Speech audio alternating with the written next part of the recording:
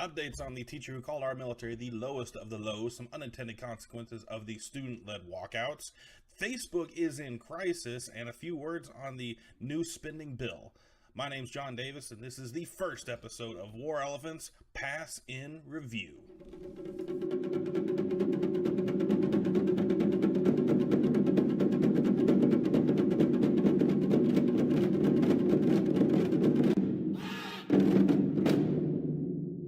Howdy folks and welcome. First off, I want to thank everybody for joining me on this first episode of Pass in Review on the War Elephant channel. And to all of you who have been following my writing for years and are now watching the show, this is my face. It's okay, I know what you must be feeling. Trust me, I deal with that every morning. We will get through it together. Before we get to the news, what is War Elephant and what is War Elephant's Pass in Review? What I want War Elephant videos to be is the same in-depth analysis on topics ranging from geopolitics to local politics to many of the issues that we deal with every day, but from a resource and perspectives that most of you don't have access to. Those videos are going to be very similar to the content I've put out for years, but now in a different format that can reach new audiences. Pass and review videos are going to be a little bit different. Every week that I'm able, I'm going to try to hit 3 or 4 current event items that I think deserve more attention. My aim is that these won't be mainstream news items. Or at least they'll be topics that you've heard of, but from a perspective that's totally new to you. Having said all that, let's get to the news. Okay, I want to start off the news on a positive note, talking about that teacher who called all of our military the lowest of the low, among many other things.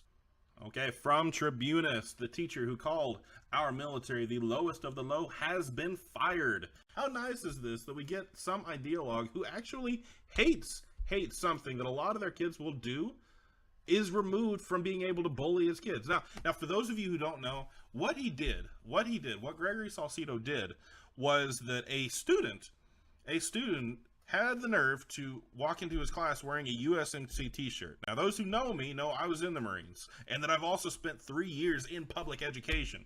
He started berating, he started bullying the kid, started making him explain to the class why he wanted to be in the military. And then whenever the kid really couldn't provide good explanations, not that he should have had to, then he started completely bashing on the military, making sure that everyone in the school knew that only idiots joined the military. In the rant, he called the military the lowest of the low because they're not academic thinkers, because they're not intelligent people. Those words were captured by another student who was also wearing a USMC t-shirt, who had been bullied by this guy before because he viewed it as something he looked forward to doing. He wanted to be in the Marines his whole life.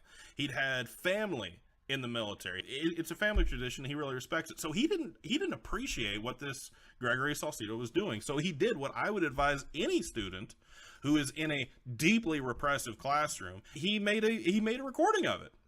Honestly, if a teacher is saying something they shouldn't be afraid of, they shouldn't be afraid of that getting played back on YouTube, on Facebook. If what you're saying in class is something that you should be saying in class, you should want the whole world to hear about it. But what this guy caught Gregory Salcido saying ended up with him being put on investigation, put on administrative leave while the Board of Education investigated the situation. Now, immediately after he said these things, all the people who were in administrative positions around him, all the way up to the mayor of his town, made sure that it was understood that his views do not reflect their own. So I have no problem with the way that everyone involved with this decision around Gregory Salcido handled him. After a month of investigating, they finally fired the guy. And you know what? That's wonderful. That's actually a wonderful thing. It sets a real precedence to say, everybody has their right to an opinion. But saying that the military are unintellectual people who have no other options, and that's why they join the military, is factually incorrect. It's misinformation. It's hateful and intolerant in the way that it actually makes people avoid decisions that could be good for them later on in life because you have some biased agenda against them. Now, a teacher should never act that way. But there are some teachers, and this is a failure that happens far more on one side than the other, who believe that their podium is really a pulpit for them to preach some sort of ideology to make sure that kids believe exactly what they believe. You must believe this. And if you don't, I'll bully you and I'll intimidate you and I'll make you think that you're going to fail not only in my class, but fail in life if you don't agree with everything I have to say. Now, Gregory Salcido was one of those teachers. Now, he's not one of those teachers. So I have to say, for all the teachers at that school, for the parents who called in saying that they don't respect what this man did, your town has really represented itself and its values. Now, it needs to do better at hiring, obviously. It needs to be more aware of the type of people that they have in the school. But when a problem showed itself, they took the right action. So good job on you guys at the El Rancho High School in Pico Rivera, California. Okay, now I'd like to talk about some of the unintended consequences of the supposedly student-led walkouts supporting gun control. The first thing I'd like to talk about is that parents are starting to reach a point of outrage. They're seeing that schools are allowing behavior that is not what schools are designed to do. Now, I wrote a piece not long ago that what should be the responsibilities of the school during one of these walkouts, and I said it should be their responsibility to enforce the rules as if nothing else had happened. If you walk out of class, then you're skipping class. Whatever consequences your school decides, whether it's detention, whether it's some form of in-school suspension, whether it's actual suspension, these kids are skipping class. Now, the school needs to treat it like they are skipping class. They need to punish it accordingly. Now, this would be if they supported rights that I'm for. Some of the values that I have, if they were to have a kid walk out, let's say that they walk out for Second Amendment rights, they need to be punished for it. Because you know what? If you have a protest that has no consequences, it's not really a protest. Okay, it's not really a protest. You're not saying, I care so much about this thing that I'm willing to suffer consequences for it. If it doesn't have consequences, and if you say, okay, kids, you're all allowed to walk out of class because there's this big political thing that's happening and the news said it's okay, then all you're getting is 5 kids who might actually believe what they say and 300 kids who want to get out of class. That is not a protest. That is not a protest. And whenever you have schools that are passively supporting it, that's when we start crossing a different line altogether. Schools do not have the right to take political stances. They do not have the right to tell kids how they should believe on ideologies. This is saying a government organization paid for by taxes is passively supporting a major political instance. That's not something that should be accepted. And there's a lot of parents who aren't accepting it. This first video I'm going to share with you is a parent of one of the students at his school who became outraged that his 6th grader, a 12-year-old, was allowed to walk out of class, and that apparently the principal condoned it. Apparently the principal or someone in administration condoned it and gave their passive support of such actions, in a way communicating their support of the ideals of the walkout. Okay, let's go ahead and let's go ahead and watch that video. I want to know who authorized these kids to go out and leave class, and when I wasn't even notified about it. When do 6th graders make decisions?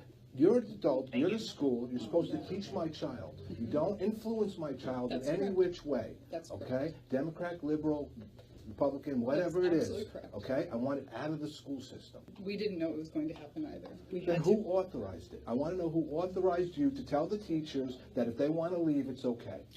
We have to, as the people who You're not going to answer my question, are you? You're not going to answer my question, are you? That if a student chose to leave, that's their choice. What do you mean that's they're 6th graders? I won't restrain You tell 12-year-olds? I do not restrain 6th grade students if they chose to leave class. That is not what we do. You just let them leave? So if this wasn't a protest and this wasn't happening, you would let the kids leave? Well, I would make sure they were safe. No, you let the kids leave. Right. That's your prerogative, is to let them go if they want to go? Ensuring the overall school safety is what my Well, how is that safety when you're letting these kids go out of class? This is a school. Mm-hmm. They're to be taught. Mm-hmm. Okay? What are you teaching them? Mm-hmm. You're the principal.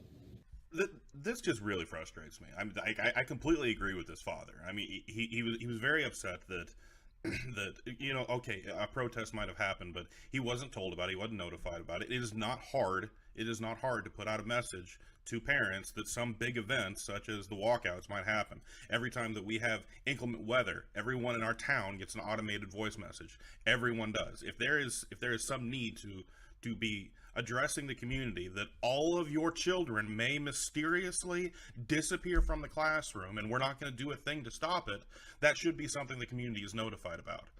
As far as the political aspects of this, yes, that's another layer. A tax-funded government organization should not be taking sides in political matters. In fact, what they should do is to say that we represent a neutral party, in which if you do something that is against the rules on any other day, then you will be held responsible for that today. If you want to have a march and you want to do it on Saturday morning, and if you're still willing to show up, then, good for you. Way to really show all that stuff we're teaching you about civic responsibility. Good on you. But if you'll only protest during the middle of 9 weeks testing, well, come on.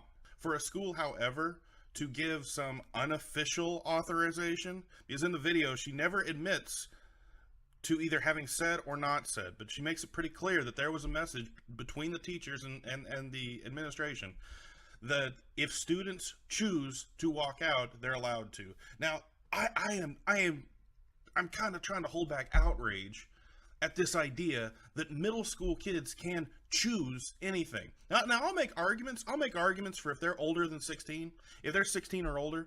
When I was in Iraq, one of the big things that I used to talk to our high schoolers about whenever they're acting stupid is that we were fighting kids who were 16 to 18. A lot of people still call them kids. I say that was adult decisions. Many cultures treat 16-year-olds as adults.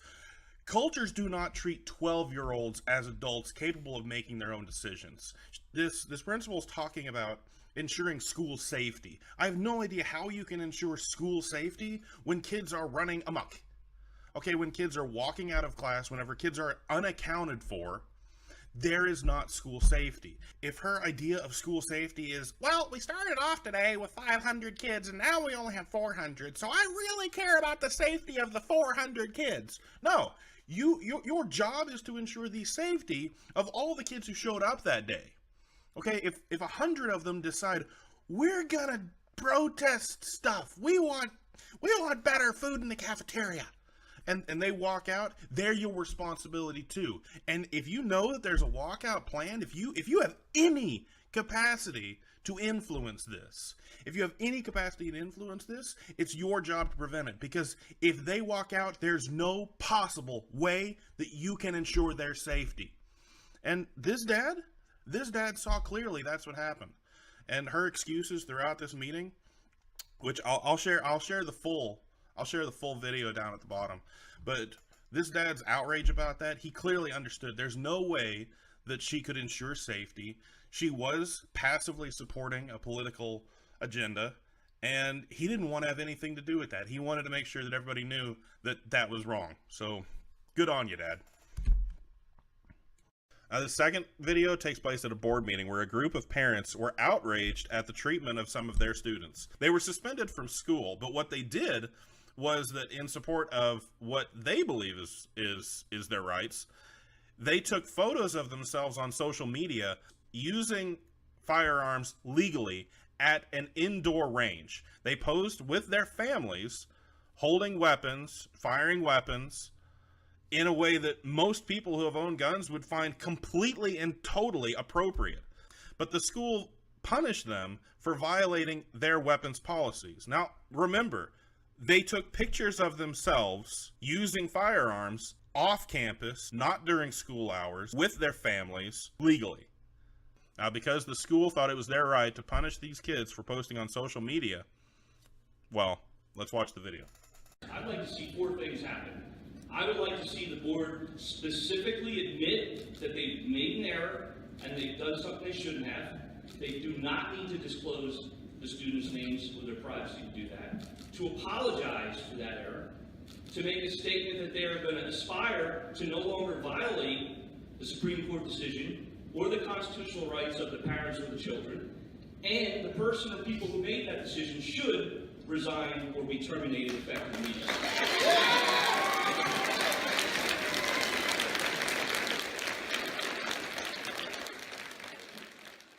there is a concept in the legality of education to where schools act in the absence of parents. Now, that's not saying that the parents don't care enough about their kids. That's just saying that your parents aren't physically here, so we're going to take whatever steps necessary to ensure your safety and your success and your education. Okay, because education used to be a thing that was completely responsible on the parents. Then it shifted to where it was the parents and the schools. Whenever the parents get less and less and less involved in the education of their kids, then the education of their kids is going to become less and less and less reflective of their own culture. What a lot of people need to understand is that there are a lot of pressures on schools, and those pressures are things that most people never think about.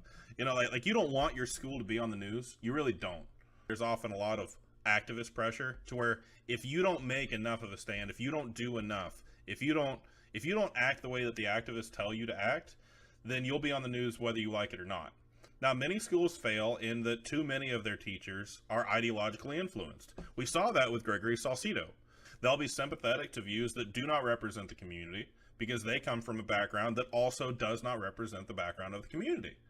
And they'll try to push for reforms because they're trying to fix the town they live in. In either case, schools come to their decisions because they think they're doing the right thing or because they're afraid if they don't, they'll be put in the news and accosted and everything will go horrible from that point on. That's why a lot of schools make bad decisions that don't reflect what the community would want for their children. This requires every now and then for parents to get involved. And this clearly shows that the parents got involved too late and allowed too much evolution, but it also clearly shows that you can have an impact whenever you need to. What the parents at this school did was necessary, and it was important to ensure that it doesn't become normal for schools to punish kids for extracurricular activities that aren't illegal, that aren't wrong, that aren't hurtful, that aren't damaging, but that go against some ideological view. Okay, what would be better for more schools if you had more parental involvement? Now, this isn't just saying, I'm going to be involved because I think you're screwing up my kid. It needs to be more parental involvement of how can I help you make my kid successful? Because there's a lot of schools that do a very good job, but they're suffering from not hearing from parents and hearing everything from activists and other media. Now, you can let that be what influences your kid's future education, or you can let you be what influences your kid's future education. But it needs to be a partnership, and you have to be a part of it.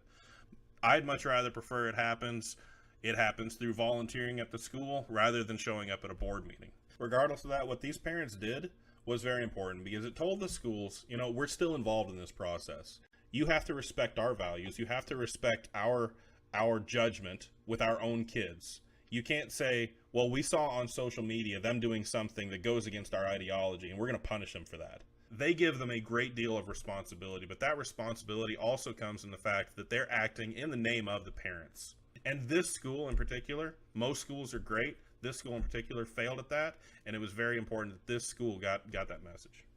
All right, looking elsewhere in news, Dick's Sporting Goods posted deeper than expected losses weeks after taking its anti-gun stance. Okay. For those who don't know, Dick's Sporting Goods got a lot of attention a few weeks ago after it said that it would no longer be selling the AR-15 rifle or others patterned after the AR-15 frame at any of their sporting goods stores. They also said that they wouldn't sell to anyone under the age of 21. When it made that stance, it made it very clear to many of their customers that they were taking the anti-gun stance in this discussion. Now, Dick's Sporting Goods CEO Edward Stack said there's going to be some pushback, and we expected that. There are going to be people who don't shop us anymore for anything. But it appears that they were surprised with a deeper than expected sales drop, according to Fortune. Weeks after the announcement, Dick's reported a deeper than expected sales drop as their stock also sank to the lowest point it's had in 4 years. Perhaps it was believed that by making this stance that these are the values of our company, that they would win back some other people who would shop with them, and that appears to have been completely wrong. What appears to have happened, according to their own reports, that their sales have dropped and their stock is sank, is that this was a devastating decision, which tells me, and tells a lot of people, that they don't clearly understand their customers. They don't understand their customer base. And they believe that by trying to trying to appeal to activists because they sold the AR-15 before all this, that they would somehow be doing something to keep their name out of the press. What this really did was alienating most of their customer base, and most of their customer base has had it. They don't want to have anything to do with a company that is so openly against their values. What I really hope that more companies in the future are aware of is that if you don't know for a fact that you're speaking to your customer base, don't alienate your customer base. You don't want to make these decisions at a time like this that will alienate you. They could be the type of decisions that end you as a company. Dick should have understood this, but perhaps too many people in their own organization are suffering from this ideological view of the world and losing track of who really shops at their stores. Now, more companies need to look at themselves because this sort of groupthink is really hurting a lot of companies. And you need to invest not only in bringing in talent, but talent that is not filtering itself because of ideology. Still in corporate news, also from the Tribunist, Citi tells gun dealers to stop selling high-cap magazines or their accounts will be banned. On Thursday, Citigroup, the fourth largest bank in the nation, announced a new policy that will require new retail sector clients or partners to follow best practices regarding the sale of firearms and certain accessories. The article continues on. The bank will require retail clients to restrict the sale of firearms to persons under age 21, as well as make passing a background check a mandatory part of the sale. Ed Schuyler, the head of global public affairs at Citi, stated in a blog post that the change is not centered on an ideological mission to rid the world of guns. That is not what we seek, he continued. There are millions of Americans who use firearms for recreational and other legitimate purposes, and we respect their constitutional right to do so. Unless you're as old as I was the first time I deployed to Iraq. But, Schuyler added, we want to do our part as a company to prevent firearms from getting into the wrong hands. I just want to ask Citibank what power they think they have to prevent guns from getting to the wrong hands. You're a bank. You know, this kid was warned how many times to the FBI that there was something that should be done about him? How many times did that get ignored?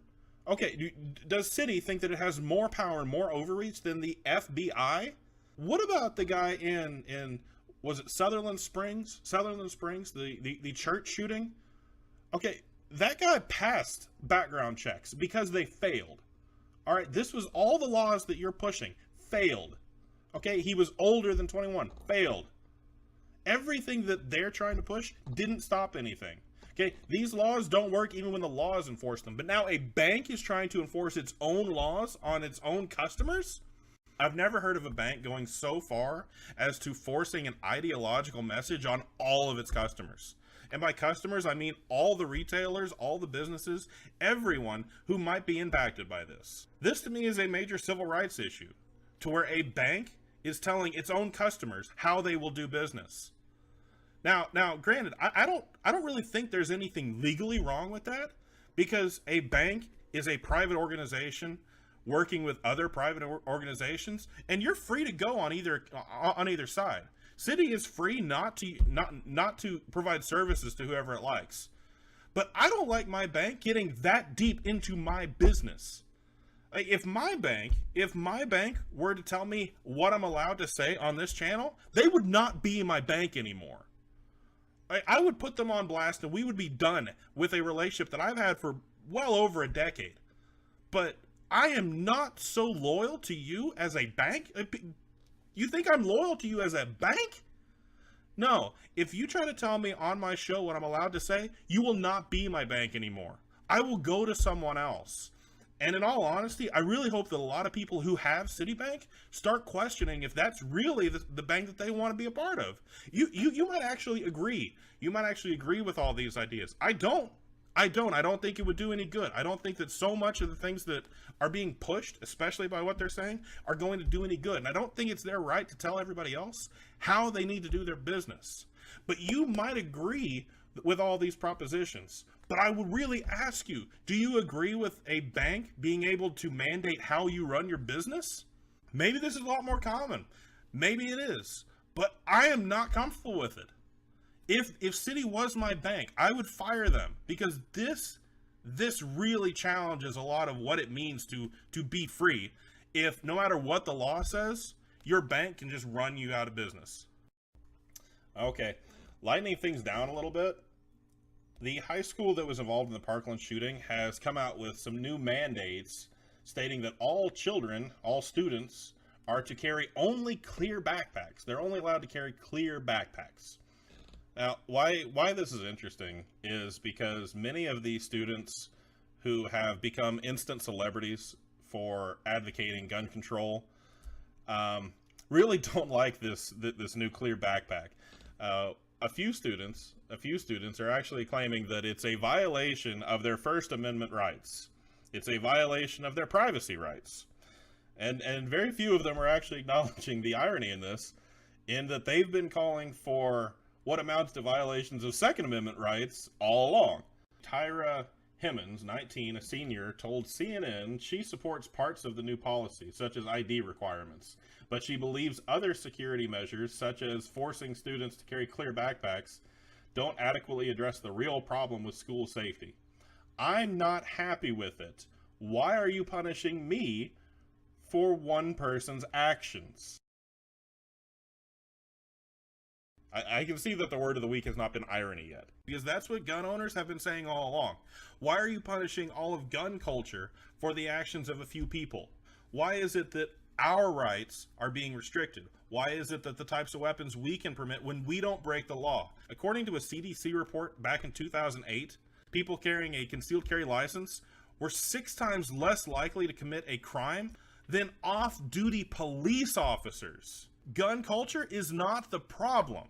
People who come from outside gun culture, people who worship guns for the violence and harm they can do, yeah, we can talk about those. But all the measures that have been put out so far, especially those being parroted by these kids, are about gun control and controlling the rights and abilities of law-abiding citizens to purchase and own firearms. Now all these kids who have done absolutely nothing wrong are starting to feel the effects of the types of policies that they're trying to push themselves. They're feeling punished for something that someone else did. This is the first time that we've really started to see any of them say, oh yeah, well, it kind of sucks that I'm being punished for something I didn't do. Well, yeah, now you know what it feels like to own a gun. Okay, this next piece comes to us from the Daily Wire, and it centers still on the kids, but a different group of kids who most people aren't hearing a lot about. The Second Amendment Foundation sees 1,200% surge in youth membership and donations. Okay, the article tells us that the Second Amendment Foundation has seen a stunning 1,200% increase in youth memberships and donations since the Southern Florida shooting on February 14th. In reactions to the calls to raise the age limit on ownership of certain guns, SAF founder and executive vice president Alan M.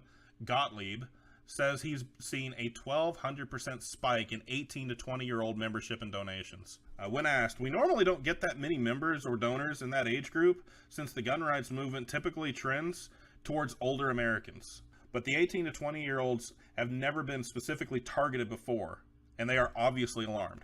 Now, this is a really interesting event.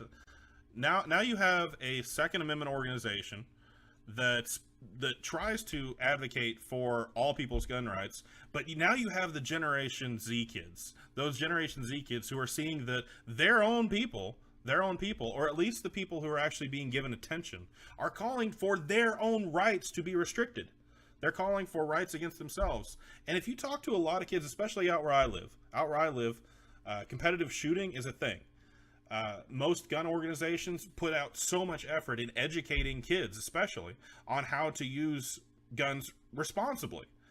And whenever you look at these competitions and these organizations that do so much for kids in areas that allow them, that respect them, then you see that those are exactly the kids who never go on to cause harm. Show me these kids who have been responsible for a mass shooting who grew up in competitive shooting. I want to know. I want an example of that, because I don't think it happens. If you have a kid who's taught how to use a weapon when he's young, he's not going to go out and commit an act of violence with a gun. It's something that gun culture is really good at preventing. If people are allowed to have gun culture, and if gun culture itself is not the enemy. Now, I'll say this. Also, many of those kids who are raised to respect guns when they're young, raised to really respect them, they go on to eventually get scholarships for that skill that they are able to do. They're able to get scholarships. They're able to go on and achieve greater things in life because they learned how to do this skill. Now, by getting rid of the right of children to even own guns, to participate in gun-related activities legally under the supervision of adults, you're robbing them of a lot of avenues later on in life. You're not preventing some sort of future massacre. In fact, whenever you make the knowledge less known and fewer people who understand it, I would bet that you're going to see an increase in this age group. So now you're seeing these kids, these Generation Z kids, the kids who are still in high school and early college, saying, no, I'm not going to have it. And I'm going to go out and join organizations who will fight for my rights. And I'm going to fight for my rights myself. So, I mean, to all those new members of the Second Amendment Foundation, rock on. Okay, and the last thing I want to talk about the unintended consequences of all these student walkouts deals with a pro-life walkout being planned by a California student. Rockland High School student Brandon Gillespie told the CBS local affiliate he wants to honor all lives of the millions of babies aborted every year. He's organizing under the hashtag life, and Gillespie says that he was inspired by history teacher Julian Benzel, who was placed on administrative leave when she asked students to consider whether there was a double standard over protests on school grounds between gun control and abortion. Here's another case of a teacher who's sharing some of her views in a way that might influence kids. Now, what's the difference between what we saw here and what we saw with Mr. Gregory Salcido? What we saw there was a guy who was forcing his views on others and bullying everyone else in the room. But instead, we saw a teacher face administrative leave because she asked in a critical manner to observe how the nation is treating one set of views versus another set of views. Now, because of that, we've actually got students who are saying, no, you're right. There's nothing stopping us from having a walkout if it's perfectly fine to have a walkout of a different ideological view. And so we've got kids like Brandon Gillespie, who's now organizing a pro-life walkout. Now, having said that, we need to talk about Generation Z, these kids. Generation Z are those kids who are about in early college and below. We don't know when they're going to stop. They're that age group that's making the news right now. What a lot of people think is that they're some sort of hyper millennial. Now, the millennials were in many ways defined by values such as identity, inclusivity, diversity, equality, which by themselves sound perfectly reasonable. However, because of wiring that into their ideology, many of them became dangerous in their own right. Many of them turned to a lot of nasty sort of behaviors that cause this identity politics that so many people have found completely intolerable, completely intolerant, and in fact more dangerous than whatever they were trying to fight against. Now, Generation Z was very different. They, in many ways, are a response to the identity politics of the millennials. This was outlined in a piece by Forbes, why Democrats should be losing sleep over Generation Z. What Generation Z is, according to many different studies, the most conservative generation since World War II. Now, let's really think about what Generation Z has been through. Before they were even born, 9/11 happened. Almost none of them can remember it. The rest were actually born afterwards, meaning that their entire lives, they have grown up in a period of war. Now, it's been a sort of light war that most civilians aren't really affected by. But if you're a young person growing up in that environment, thinking about that, and knowing that there's a war going on, that's going to affect the way that you view the world. Okay. Second, around 2008, they saw the collapse of the financial industry. They were still very, very young, but they saw intense uncertainty, not just from the fact that there was a war going on that they couldn't really understand that was going on forever, for their entire lives, but the financial industry was collapsing. People didn't know if they were going to lose their house or if their parents were going to lose their job. This means that many of them are now terrified of having that sort of reliance on a system that they can't control. We can see this in certain behaviors they've taken on. They still feel that they have to go to college, but many of them are actually afraid that their degree that they get won't be worth anything. So you have kids who are voluntarily removing themselves from the humanities programs, afraid that they won't be able to pay back their own student loans. Now, on top of that, many kids aren't even taking out student loans. They're instead trying to trying to work their way through college and even saving up in high school. The stuff that we say that you should do, the stuff that we've always said you should do, most generations are like, oh, it's okay, I'll make a ton of money after college and pay off all my other debts and it'll be great. These kids actually do it because they saw their older millennial cousins and older brothers and sisters fail at life following college. And that terrifies them. So they're less trusting of the education system. They're less trusting of the financial system. And they're very, very concerned about things that are going on overseas. These children are awake. These children are aware of what's going on. And because of that, they're also showing up to be some of the most conservative people that we've ever naturally seen evolve. Now, this has implications throughout the spectrum. Not only are we talking about politics, but we're also seeing the largest pro-life movement ever evolve straight from the ideals and values of the generation. This is having religious impacts, having political impacts. It's having a social impact. But what's never really being told is the story of these conservative Generation Z kids. Now, I say that in that if you look at what the media is showing today, you'll see a focus on the kids at Parkland who are calling for gun control, but you're not seeing any of the kids who are supporting of gun owner rights, who are supporting various other policies that don't involve gun control specifically. Why don't you ask why the Time cover that featured all the Parkland survivors, all these activist kids, did not feature Kyle Kashuv? I hope I'm pronouncing that right, but Kyle Kashuv, who's been a major pro-Second Amendment activist following this. He wants to stop. He actually has on his Twitter profile, I'm looking at it now, Stop School Violence Act, the Grassley-Cruz Act. He's calling for many of the same controls that Republicans and conservatives are calling for to try to end school violence. That's not following the same narrative. Why isn't Kyle featured among all the other ones? In fact, why is it that most of the generation isn't featured? Now, this is an important thing for people who are older to realize, because many of us have been making jokes that sound like that these kids are just Tide Pod eaters whenever they say that we have to ban all guns. Okay, and we disrespect the whole generation. The truth of the matter is that this generation is more aware of the issues than we ever were. This generation is more in line with many of the values of regular Americans than we ever were. Okay, when we were their age, we were nowhere near as aware and alert as they are. I didn't get to the point that many of these kids are until I was in my late 20s. What conservatives really need to do, what a lot of people really need to do, is become aware of them and really start giving them a voice, because no one else is going to. No one is going to give these kids a voice, as most of the news is showing today, focusing specifically on only the targeted group of people. I should say specifically people who are saying things they want them to say. Now, while we're talking about that, we do need to talk for a lot of these protests, a lot of these walkouts.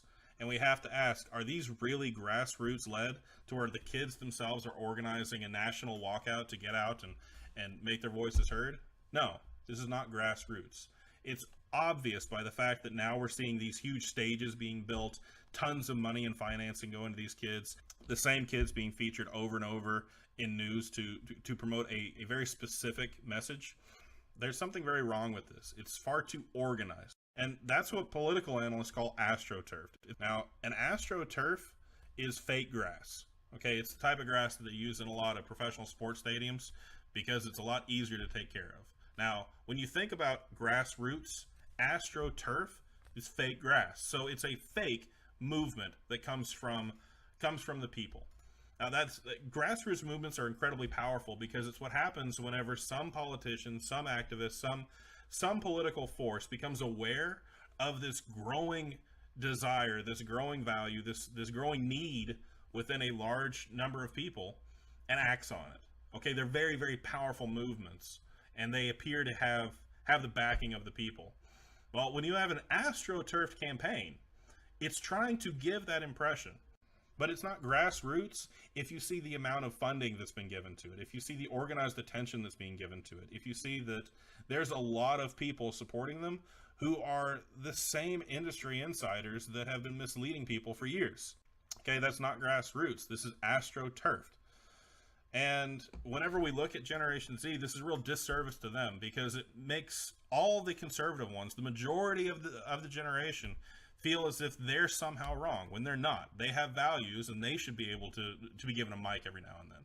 Now, when you look at most of these activist movements, they're trying to give the impression that this is how the generation feels, that this is the grassroots movement of them fighting for their lives, and it's not. This is not how the generation feels. That's one particular view within it, and ignoring many, many others. To have an AstroTurf campaign, you have the same political insiders, you have the same media insiders, you have the same people in power now changing their tune and supporting these people from the back with funding and with promotion and with publicity to make sure that they are put front and center to represent something that they want told.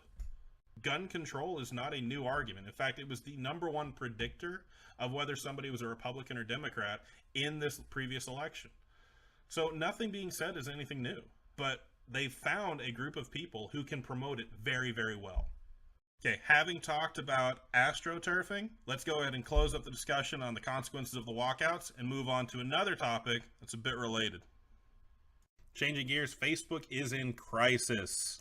Over last week, Facebook stock price has dropped by about 10% following activists attempting to quit Facebook. Now, the reason that activists want to quit Facebook is following the news that President Trump used a data gathering team called Cambridge Analytica. This comes to us through Ben Shapiro, who did an op-ed for The Hill. The report suggested that Cambridge Analytica had essentially issued questionnaires through a third party. Those questionnaires, which were personality quizzes, requested that you use your Facebook login. Cambridge Analytica then compiled data regarding those who completed the quiz and cross-referenced the data with political preferences in order to target potential voters. They're saying that this was taking their private information and using it for political aims. A lot of people, including Elon Musk, have actually come out saying that now they feel a little creeped out by being on Facebook and that they want to quit Facebook to prevent people like Trump from finding out important information about them. A lot of people are calling foul. In fact, that was the point of Ben Shapiro's op-ed with The Hill.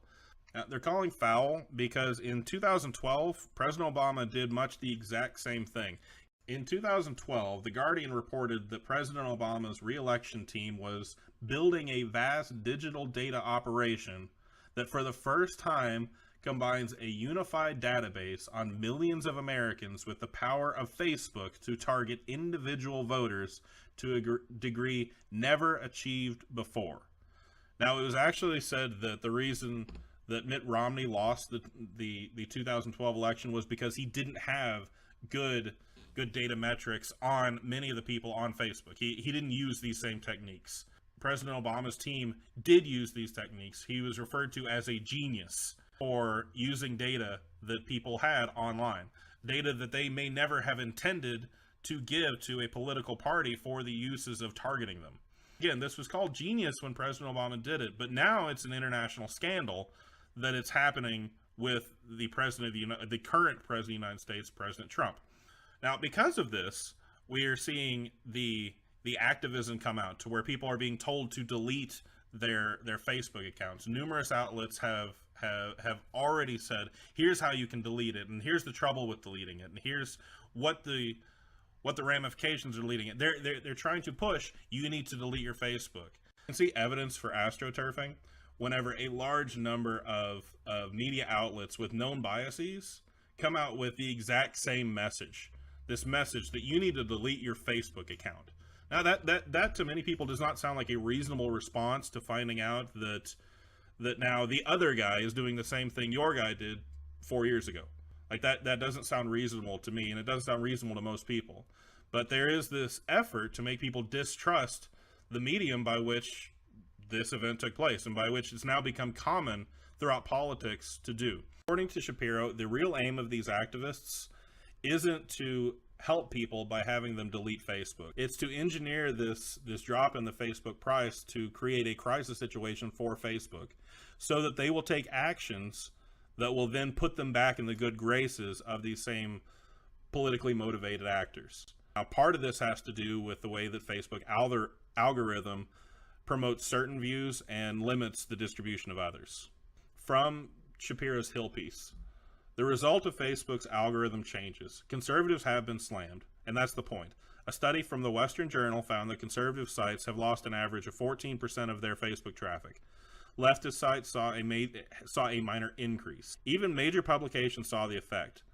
The New York Daily News saw a bump of 24.18%, while the New York Post dropped 11.14%. Seeing that activists who have traditionally been supported and promoted and celebrated by Facebook are successfully destroying the value of that company, it begs a lot of questions about the company's future itself. Could we be seeing the death of Facebook? Now, obviously, Facebook as an app is not going anywhere. People are going to continue to use it, and it's still going to be around for decades to come. But is this the end of its domination of social media? To answer that, I'd like to bring up something that Jordan Peterson, who many of my viewers will be at least familiar of. Peterson's a psychologist, and he's been brought in many times to look at the health of organizations. Price's law. Here's Price's law. This is something to hammer into your heart. The square root of the number of people in a domain do 50% of the work. Okay, so let's go through that. You have 10 employees. 3 of them do half the work. Makes sense. That's reasonable. You have 100 employees. 10 of them do half the work. Well, that's a problem. So the other 90% are doing the other half. Who cares about them? You have 10,000 employees. 100 of them do half the work. Right, so here's a nasty little law. As your company grows, incompetence grows exponentially and competence grows linearly. Got it? Right? Because with 10, it's 3 who are doing half the work, but at 10,000, it's 100 that are doing half the work. So 9,900 of your employees are doing as much as the best 100. You might not even know who the best 100 are, but probably they know, and maybe their peers know too. And so one of the things that's really interesting when big companies start to shake, which means maybe they've had a bad quarter or 2 bad quarters, and the stock price starts to tip down, and the hot people who have options are not very happy about that, and maybe they start to announce layoffs, all the 100 people who have opportunities leave, and they're the ones who are doing half the work. So boy, that puts your company in a pretty rough situation, because now you've got the 9,900 people left over who were only doing half the work. And the next time you announce layoffs, the next most productive 100 leave. And so then you're left with nobody who's productive and a massive overhead payroll. You wonder sometimes, well, how can companies die so quickly? Well, they go into a death spiral that's almost impossible for them to get out of. So, and it can happen extraordinarily quickly. This is why, the typical Fortune 500 company only lasts 30 years. That's it. It's not that easy for these behemoths to continue existence across time. So, and it's because it's really easy for something to die. It's very unlikely that it will be built. It's very unlikely that it will be successful. And once successful, it's very unlikely that it will continue to duplicate its success because the underlying landscape shifts on it and it doesn't know where to go. Whenever something really bad happens to an organization, say losing 10% of your stock value in a week, the best minds who have the most opportunities will flee immediately. Half of the work of an organization is done by the square root of that organization. If you have an organization of 100 people, 10 people are responsible for half of everything that gets done. Apply this to whatever organization that we're in, and we can see that there is a very small number of people relative to the size of the operations that are responsible for about half of everything that gets done. The rest of the work is split up among everybody else.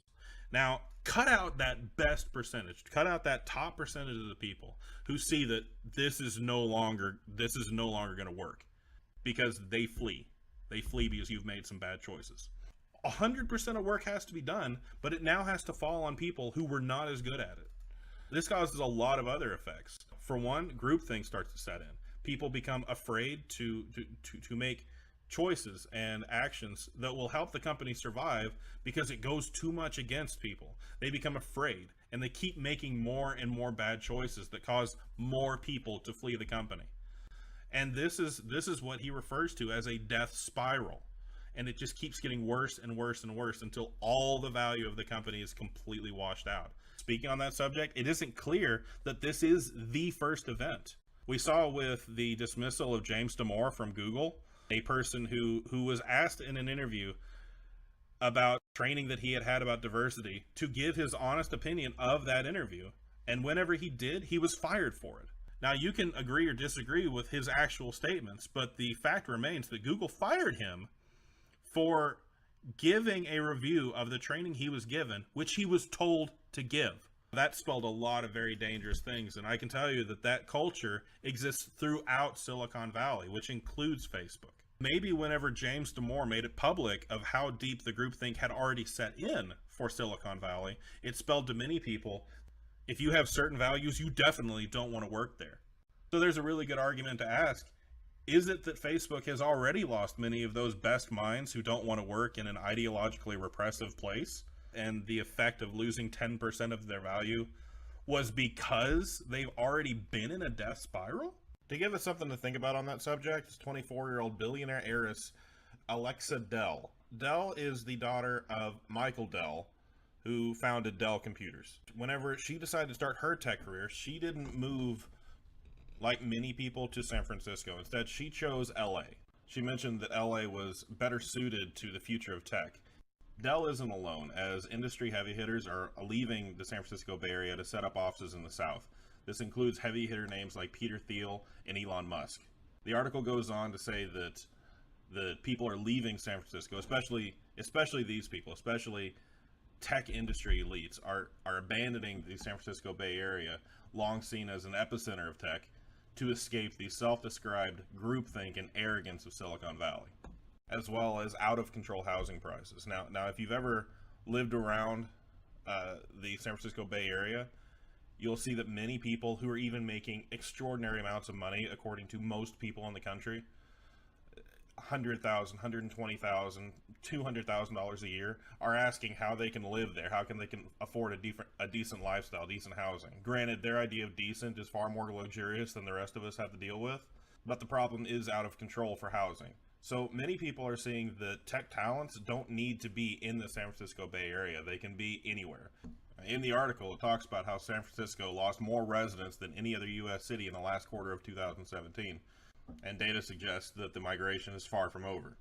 One survey of 500 Bay Area residents earlier this year even found that 49% of respondents said they would consider leaving California because of the high cost of living. This is also a reason why many in California's middle class are abandoning the state for places where they can have a more reasonable standard of living. Texas actually saw a huge amount of migration from California, not only because they were conservative, but also because they can actually afford the living. Now, applying this back to the problem of Facebook, which has long enjoyed a crown in Silicon Valley, I would be concerned for Facebook stockholders and anyone who still has a vested interest in the future of Silicon Valley. When Facebook decided to get into bed with political allies who were willing to completely destroy the company the moment things didn't go their way, they showed very clearly that they don't have Facebook's best interest at heart.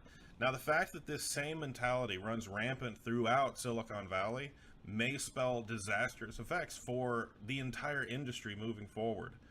Now, seeing that Silicon Valley is becoming less and less attractive to many of the young minds who are going to become engineers, and when you also factor in the new Generation Z engineers, the people who are about to enter, who have very, very, very different values from most of the millennials making up these tech companies, they're going to say, I don't want to work at a place that doesn't value my values, who will actually punish me for my values. If they don't fix the way that they've been doing business, we're going to see alternatives pop up all across the country. And Silicon Valley, as this epicenter of tech, may just be yesterday's news. Now, I want to talk about one last thing, and that's the spending bill that was passed this last week. I'm going to be honest, I don't like it. Most conservatives aren't happy with this new spending bill. It's the largest spending bill since 2009, which is exactly the sort of thing that Trump was hired to relieve us from.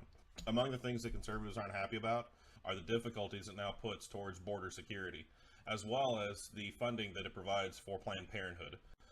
Some of the things that the President Trump campaigned under were to do exactly that, to defund Planned Parenthood and to build the wall. Now, whether you want to literally build a wall or whether you just want increased border security, that was two things that Trump was brought on to do. And this is exactly the opposite of what happened. He stated that he would veto the bill, and then he finally passed it, even though he said that he'll never pass another one like this. This has come off as a betrayal to many conservatives, and they're not happy. Now, I will say one thing for the bill. And this isn't me saying that I'm happy with it, that I'm defending it, but this is me really trying to find something good in this to be happy about. Looking back to June 14, 2017, There was a plane crash in Mississippi that killed 15 United States Marines and 1 Navy sailor. This was due mostly to problems with the aircraft, that a malfunction took the plane down while it was at cruise altitude. These Marines and that sailor weren't killed in operations. It happened in Mississippi. They weren't killed from combat. They weren't killed because they were training. They were killed because of malfunctions with an aging platform. The military, even though we talk so much about military funding, the military has been dealing with aging assets, aging planes, aging equipment, and not being able to get the support that they need with equipment that is itself dangerous. I think it's important that Marines, sailors, soldiers, they should endure difficult training, even dangerous training, because you're not going to get top quality troops from subpar training. Okay, but they shouldn't have dangerous daily lives because of their equipment. This spending bill, what it was sold to us on is that maybe events like this might be relieved. Maybe these situations might get better. Maybe we'll get more of the equipment that they need to stay safe and stay operable so that they can actually get the mission done. Again, I'm not happy with this bill, and I wish that it could have been delivered to them in a very different way, but this is how Washington works, and it's one of the disgusting things that people hate about Washington. You know, like I would have liked to have seen a spending bill that could have said, hey, I want to put out a spending bill to help give the Marines a plane that'll actually fly. And everybody says, yes, I agree, that would be a great thing, and the nation would want that. But the way that politics seems to work is, hey, I have a great idea that everyone can agree with. But then someone else says, well, yes, and I'll sign off on that if you fund $50 million to Planned Parenthood. Why do I need to do that? Why should I have to do that? Why don't you just sign this thing that everybody would want? Because I want my thing too. Oh, and I'll sign off on it if you will also get rid of some of the funding towards border security. Oh, great, great. Let's all just get whatever we want added into this bill that everyone would be okay with. That's the only way it can get passed. Okay? Now, the Democrats did it this time. The Republicans do it plenty of times. Everyone in Washington does it, and it's a disgusting feature because we all have small things that we can agree with that would solve a lot of problems. We all have these things. But you can't get the things that we all agree with done without tacking on a bunch of other fat that are things that we really don't like, such as funding for programs that many people in the nation don't want taxpayer dollars going towards. Now, I understand this is politics. This is how the way the world works. But this is the type of politics that many people in the nation don't want anymore. Now, I'm not happy with this spending bill. I wish that the good parts about it could have been gleaned in very different ways. But that's what it is. I really hope that we can fix some of the problems with the bill in the future. I don't know how well that's going to be. I hope very sincerely that the money that is promised to the military goes to the right places so that fewer Marines die in day-to-day affairs. I really hope that that can be the case. I don't know how that's going to work. We'll have to wait and see. All right, we did it. One episode down. If you liked what you saw in this video, make sure to like and subscribe wherever you are. And if you really liked it, make sure to share it with friends. Now, if you'd like to become a supporter, make sure to click on over to that Patreon link. That way you can find out special rewards that you can get for helping me to make this product a better one and to reach more people. That said, I really want to thank all my current patrons. You make everything possible. With that, thank you for watching. Semper Fi and God bless. War Elephant out.